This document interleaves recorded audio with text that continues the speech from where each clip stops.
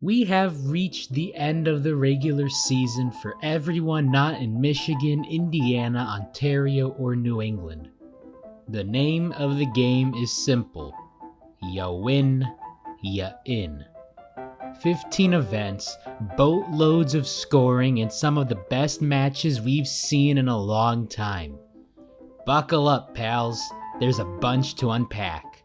If you just want to skip around to the ones you want to see, I've bookmarked them all, but I highly recommend sticking around to watch all of them.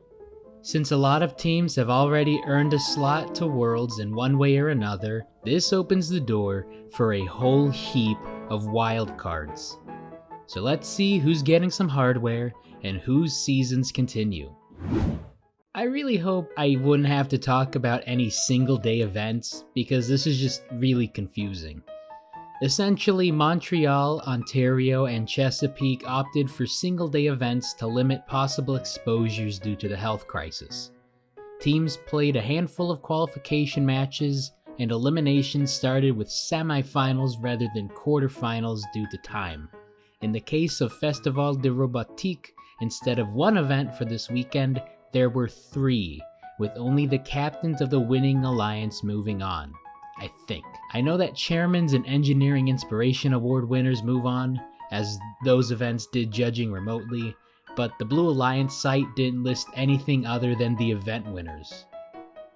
And of those event winners, one thing remained consistent. 3990. They won all of them. They were rather low-scoring affairs, but they were still able to showcase their autonomous play and some double traversals. While I would have loved to go deeper into these matches, there are still 14 more events to cover. Team Fusion, who almost won Electric City and Bayou, teamed up with Ramtech and MechTech. In basketball, 2 techs would get you ejected, but in Huntsville it gets you a trip to the finals. Bad pun, I'm sorry. The number 1 alliance faced off against the number 2 alliance of Sono Robotics, the Ravonics Revolution, who won the Chairman's in an exciting fashion at Kansas City, and Los Tigres from Leon, Mexico. Fusion got the 4-ball auto rocking, while 6517 got the absolute bucket from the terminal. Both alliance captains kept the high cargo going, while the other bots switched between offense and defense. Fusion and Ravonics got the traversal for their sides, but all that cargo gave Red the high score for the event and the win. The Windy City blew in a classic, as the 1-seed captain Garrett Forward chose Wildstang and Robotic Eagles, who won Central Illinois together. That alliance took on the familiar faces of Hilltoppers and Ponage, who lost Central Illinois to Wildstang and Robotic Eagles. Wildstang and Hilltoppers broke out similar scoring autos, with Wildstang's unlucky bounce giving Blue the early lead. Red's shooting kept Red in pace with Blue's constant barrage of cargo. Both sides tried their hardest to slow the other up and went to the endgame tied at 86, meaning this would come down to hanging. Wildstang and Garrett Forward got up to the traversal, while Blue only got onto the mid. A nail-biter down to the finish, but the Red Alliance came away with the 126-100 win. Ponage made it to the finals at Central Illinois, but ran into Wildstang, then made it to the finals at Seven Rivers, but ran into TC Robotics and Warrior Bots. Finally, at Midwest, again just falling short to Wildstang and Robotic Eagles in the finals. Luckily for Ponage, they won Engineering Inspiration at this event, so their season lives on. The 1-seeded alliance led by Beast Robotics, who won Wisconsin, went up against the 2-seeded alliance led by Nightcrawler. Blue won the first match by just 2 points, while Red tied the series with a 30-point win. 2052 and 2202 had multi-ball autos, but Beast had issues grabbing their last 2 cargo, allowing Blue to get the lead into Teleop. Stampede found the high hub early, and Beast got those tall arcs falling up top too. Blue's lead diminished as Red's defense disrupted their scoring, and this deciding match needed the last 30 seconds to decide a victor. Wired Up and Stampede made it up to the traversal for Red, while none of the blue bots could make it up there. That mismatch, as well as 12 points of blue penalty, gave Red the win. A 3 seed versus 5 seed, and am I reading those numbers right? Here I am thinking the higher seed is always in red, but I don't know anything anymore.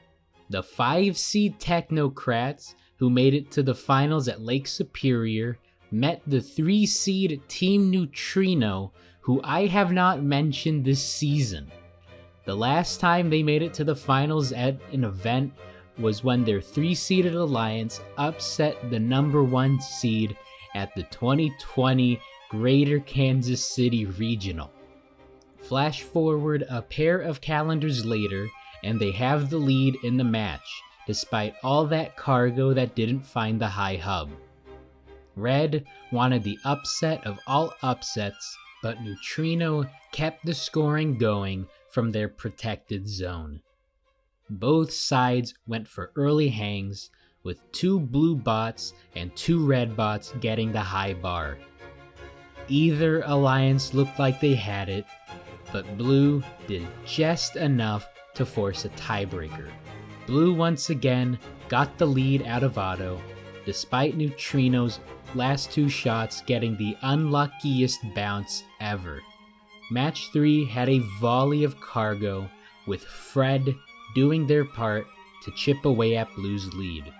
This would need another endgame to decide it, as Blue got another double traversal, while Red only got 1.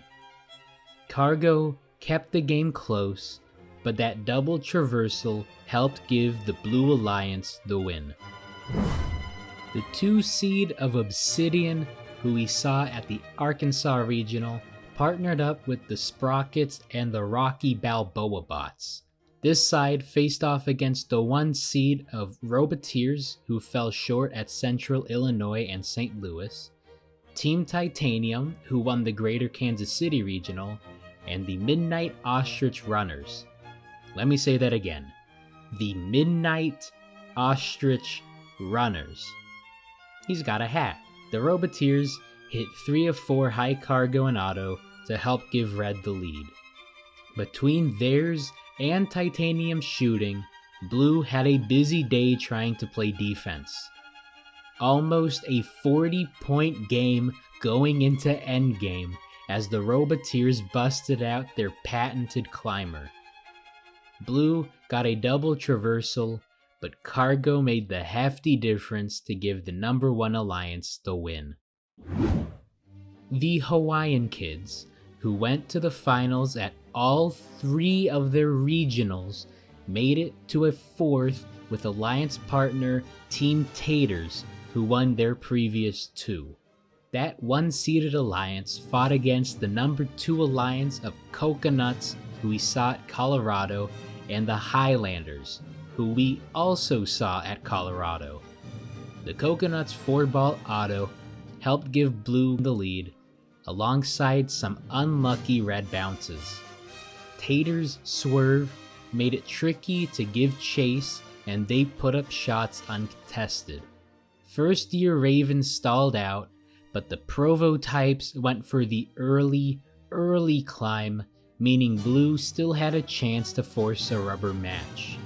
Blue got a 10-point lead in endgame as each side got 2 bots all the way up. Sometimes 1 penalty is all you need to tie up the series. This time, unlucky bounces befell Blue, allowing Red to take the lead out of auto.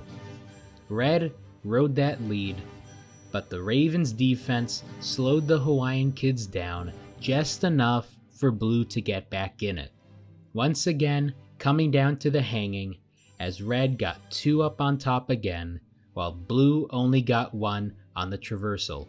If you thought 1 penalty could swing things, Tri-4 as the number 1 seed came away with the hard-fought win. The 1 seed of the Hedgehogs and Triple Strange went against the Titanium Tigers and the East Bots at the North Carolina District Championship. Red got the 3-point win in match 1 and got the lead out of Otto in match 2 thanks to 1533's 5-ball shooting.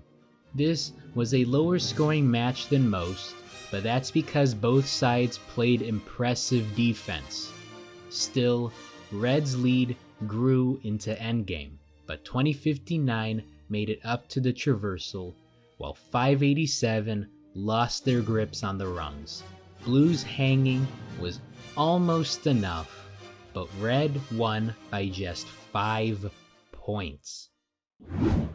The 1-seeded Jack in the Bot and Cyber Knights in red against the 2-seeded Sparta Bots and Bare Metal in blue.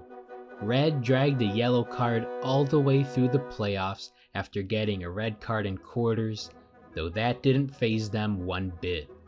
2910 tested out a 6-ball auto at this event, though their 5 balls in this match did the job getting their side the lead. Panther Robotics played excellent defense on the blue captain, while 2910's swerve made them as elusive as ever. Cyber Knights managed X-Bot's defense as Red's lead continued to grow.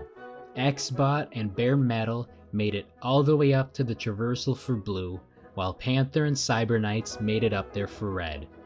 Jack in the Bot got off the ground at the mid, but time expired before Sparta Bots could do the same. A well-played match, but Red wins the PNW by 40. The 1-seed North Gwinnett Robotics and Walton Robotics in red took on the 3-seed of Robo Lions and Columbus Space Program. 1771 and 4188 put up 5-ball autos for their sides, but 8080's low goal gave Blue the 2-point lead. 1771 and 2974 made it rain despite Blue's best efforts on defense. Red continued their barrage of cargo as the clock ticked to 30 seconds remaining. 8080 got the traversal, while the Red Alliance just decided to get the job done at the hub. Just one high hang for Red, but 110 points from cargo gave them the win. The number 1 alliance of Petty Robotics and Nemesis went up against the 2-seed of Krypton Cougars and Miss Daisy. Red had the advantage in the series and took the advantage going into Teleop despite 341's 5-ball auto. Both sides couldn't figure out defense in this one, as all 6 bots rained cargo into the hub. 100 to 80 going down to endgame with nobody slowing up on scoring. Blue got the double traversal, while Red got all 3 bots off the ground. A very, very close match, but Red came away with the 13-point win. The Robo Bees took the top spot at Chesapeake and selected Triple Helix to join their alliance. They went up against the 7-seed. Am I reading that number right? Yep. The 7-seed of the NASA Knights and Blackwater Robotics. All 6 bots wasted no time attacking the high hub, but 122's last 2 shots gave Blue the lead. In a reversal of Mid-Atlantic, all these bots went on the defensive as Triple Helix and Blackwater scored for their respective sides. Red gained a slight lead with 30 seconds left, as both alliances got a robot hanging on the traversal. Cargo made the difference, and the Blue Alliance got the win. New York brought us the 1-seed of Stipulse, who won the 2nd Long Island Regional, and the Robo Tigers, who lost in the finals at Long Island 2 to Stipulse. Their alliance faced off against the 2-seed of the Rocketeers and Robo Gym Robotics, who also lost in the finals at Long Island 2 to Stieples. Red had the advantage and absolutely drenched the high hub in cargo. The Iron Maidens tried to slow down Stieples, but 694 kept hitting those shots from their protected zone. 1796 used their swerve drive to get away from blue pressure and find the high hub. Red had a comfortable lead even after Stieples tripped over the bump in the field. The Rocketeers and RoboJim got the double traversal, but Red's cargo scoring put this one out of reach. The 1 seed of Robot Dolphins and High Tide, who we saw at both Port Hueneme regionals, there we go, I pronounced it right this time, took on the Millennium Falcons, who we saw at San Diego, and the Holy Cows. Both these alliances went shot for shot during auto, and they went into teleop tied at 30. High Tide shot at the high hub at ease, and Blue scrambled to put defense on the red side. The Dolphins got the traversal and endgame, while High Tide got the high bar. The Falcons got the traversal at the last second for Blue, and Kaiser got a precarious mid. Now there were yellow cards issued for Blue, I'm assuming for this entanglement up in here, and the live scoring showed the final as 105 to 77, although the Blue Alliance does have it correct that a red card was issued. Regardless, the Red Alliance won it here. The last time we saw 971, they got beat at the finals at Sacramento from 604's Sexy Climb. Well, at Silicon Valley, they partnered up with 604's Sexy Climb and made it to another finals. Bringing this up because I accidentally called them the Greybots, but that's an easy mistake to make. The Greybots and Spartan Robotics are only 2 numbers off, both world champs, and both have a history of stomping on the state of California with the Cheesy Poofs. And fire up the boss music, cause the Cheesies are here too.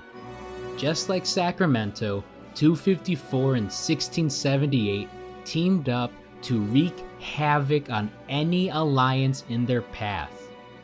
This includes victories of over 100 points in some of their playoff matches. 5-ball autos, got 'em. Swerve drive for maneuverability and open shooting lanes, got that too. Triple traversals, even though they never brought it out in the finals, they never needed to.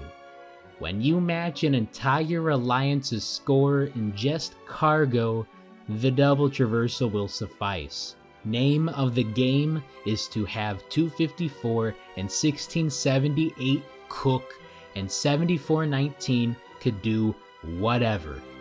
This evil empire proved too much for the Blue Alliance, even with the Skywalkers on their side. 254 has now won the last 13 straight Silicon Valley regionals. 7419 has won their first regional, and 254 has won their 40th. That's 2 a year, every year, for 20 years. The Cheesies have turned that dumpster fire into firepower and will use it to blaze a trail to Einstein's. The Texas District Championship in Houston marked a trial run for what Worlds will look like in less than 2 weeks. This event had 2 fields going at the same time, with the winners of each field playing for the title of Texas Champion. In the Apollo division, the 1 seed of Valor and the Robo Wranglers beat the 2 seed of Team Appreciate and RoboVikes, who we saw way back at the South Florida Regional. Meanwhile, on the Mercury division, the 2 seed of Kryptonite and Spectrum beat the number 1 seed of Black Hawk Robotics and Robochargers after a collision of captains gave the Red Alliance a red card. The finals for Texas gave us a brilliant matchup. The Robo Wranglers got 5 balls in auto, while 624 drained 3 for blue. 6800 and 148 worked in tandem and had insane chemistry, putting in high shots and stretching the lead to 20. The Robo Wranglers got airborne and fell over, leaving blue with an opening to get back in the match. Q 6800 with some valor, riding their alliance partner as Kryptonite and Spectrum clawed back into this game. 148 went back to work, but 624 and 3847 never missed a beat either, and blue got the lead going into endgame. 1745 got the traversal, and 148 got the windmill turning to join them. Blue almost got the double high, but red secured that double traversal and the very close win to cap off an incredible Week 6.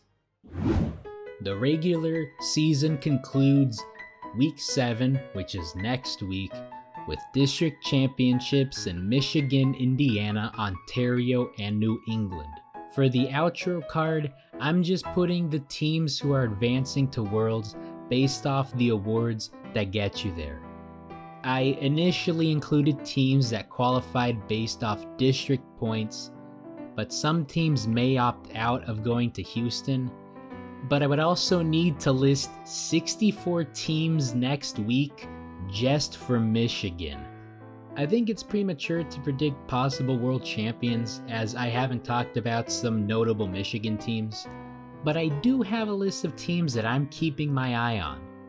Namely the Cheesy Poofs Robo Wranglers in orbit, but also the Citrus Circuits, Children of the Swamp, Wild Stang, Grr, Sty Pulse, Quicksilver, the Roboteers, Jack in the Bot, and the only undefeated team left, Up a Creek Robotics.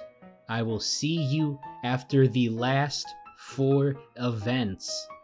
Until then, stay safe, stay on the edge of your seat, and remember, gracious in victory, professional in defeat. Amen. On the Blue Alliance, it's now a 12-point lead for the Red Alliance. Oh, and look at that! 6,800 riding 148.